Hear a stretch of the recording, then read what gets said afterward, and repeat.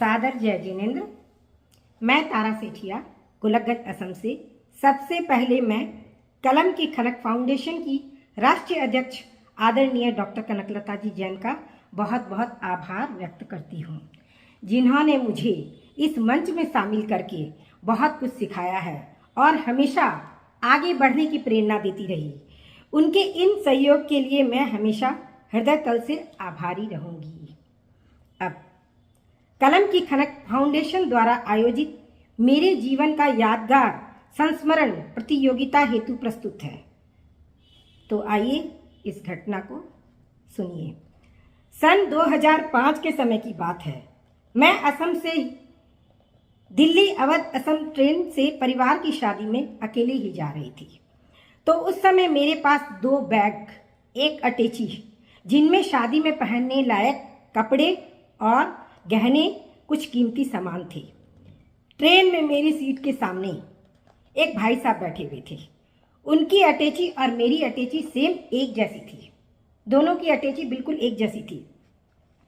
उस समय मैं अनजान, मुझे पता नहीं था कि इनकी नज़र मेरी अटैची पर है।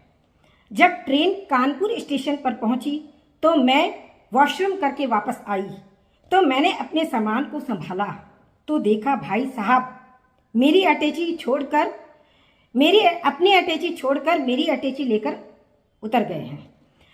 तब मैंने नमस्कार महामंत्र का स्मरण मन ही मन श्रद्धापूर्वक बोलते हुए स्टेशन से बाहर आई तो देखा वो भाई साहब एक ऑटो रिक्शा पर मेरी अटैची लेकर बैठे हैं।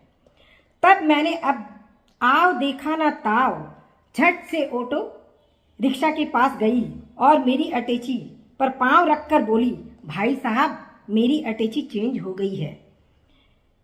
वो मानने को तैयार ही नहीं, बोलने लगे कि ये अटैची मेरी है। मैंने कहा मेरी है, उन्होंने कहा मेरी है। दोनों में तर्क वितर्क होने लगा। लोगों की भीड़ लग गई। उस समय इस अनजान शहर में मैं अकेली, किसी को भी मदद के लिए बुलाऊं तो कोई नहीं आ रहा है। ऑटो रिक्शा वाला हमारी सारी बातें सुन रहा है।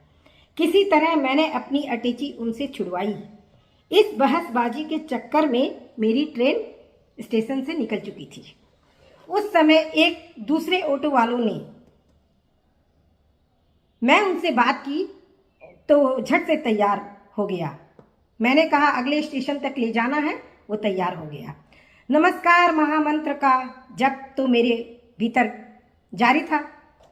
उसे करते करते फिर उस ऑटो में सारा सामान लेकर बैठ गई। कुछ दूर जाने के बाद मैंने देखा, ऑटो वालों से कहा रुको मेरी ट्रेन खड़ी है। उसने इनकार कर दिया।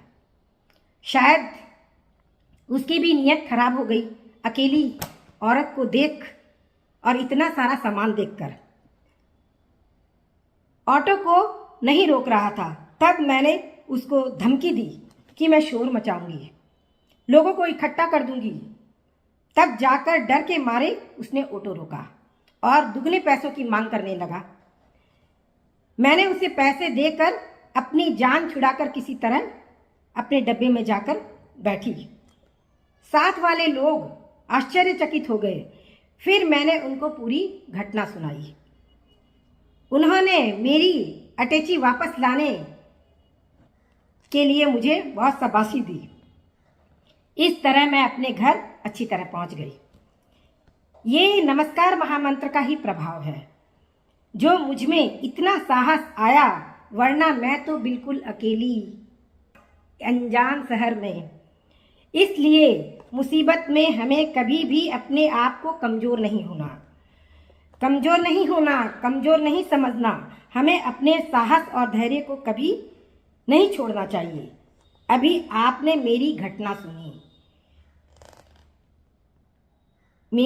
सुनी, कभी भी किसी के साथ हो सकती है और किसी के साथ हुई भी होगी।